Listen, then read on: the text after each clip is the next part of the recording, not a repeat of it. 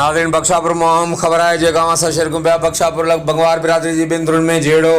Firing बजना थड़े ते कतल वारसन पारा Indus highway block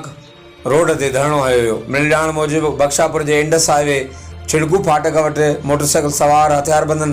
बख्शापुर का वापस पंहिंजे घर तरफ वींदड़नि मथा फायरिंग करे ॾिनी जंहिंजे नतीजे में मोहम्मद पनाह बंगवार मौके ते कतल थी वियो जंहिंजे प्राइमरी उस्ताद मुराद अली बंगवार ज़ख़्मी थी पियो। तंहिंखां पोइ मुराद अली बंगवार ज़ख़्मनि जा सूर नसंदे इस्पताल में फौत थी वियो। कतल थियण जे वारसनि पारां बख्शापुर जे इंडस हाईवे ते लाश रखी रोड ते धरणो हयो वियो। धरणे सबबि मुल्क जे चइनी सूबनि मां ईंदड़ वींदड़ ट्रैफ़िक मुअतल थी वई। एहतियात जे मौक़े ते वारसनि चयो त नाले वारे ॾोहारी जे पलांद में असांजे नौजवाननि खे क़तल कयो वियो आहे। मोटरसाइकिल सवार हथियारबंदनि हथियारनि जा मुंहं खोले असांजे नौजवान उस्ताद मुराद अली बंगवार ऐं मोहम्मद पनाह बंगवार खे सरेआम क़तल कयो। ओॾां SHO बख्शापुर उमेद अली जागीरानी धरणे वारे हंधि पहुची मुज़ाहिरीन सां कामयाब ॻाल्हियूं करे इंसाफ़ जी ख़ातिरी कराइण बाद धरणो ख़त्म कराए रोड खोलरायो।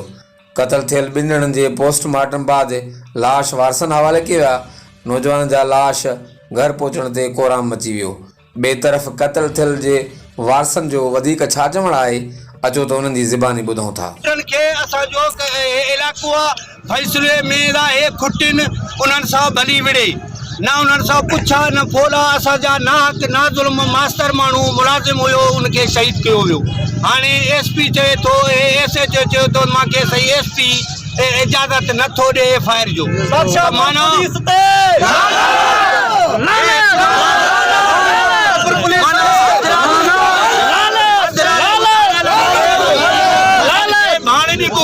भाणे ॾेई असांखे क़तल करनि था। असां सां ज़ुल्म थियो आहे असां सां ज़ुल्म थियो आहे असांजा ॿ माण्हू उस ॾींहुं ॾिठे जो मारियो SHO तयारु न आहे FIR जे लाइ छो SP खे मंथली ॾे थो SHO लेकिन SHO चयो त मां फ़ोन न कंदुमि SP सां बदल छो